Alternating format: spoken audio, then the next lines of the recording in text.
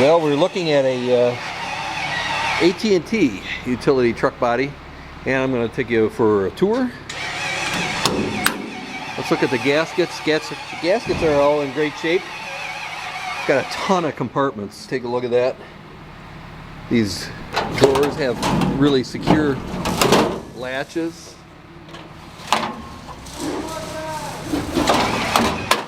They latch, that's it, game over. You gotta place your chalk blocks down there. There we go. This thing is in really solid shape. There is not much rust. The gaskets are in great shape. These latches are really sure. It's a Steelweld body. It's on a it's Chevy pickup truck right now.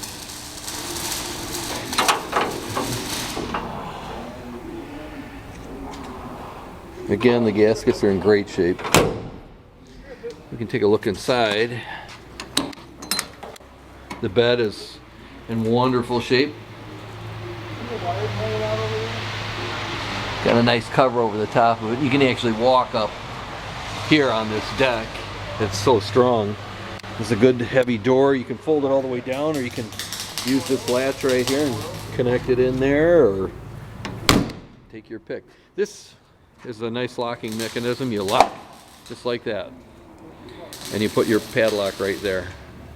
This has the same thing on this side. Locked or unlocked.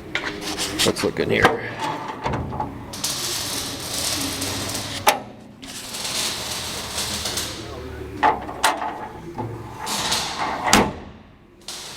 Again, all those gaskets are in great shape. This is one of the better ones I've seen because it doesn't have the a lot of rust. Here's a parts tray in here. Look at all that space.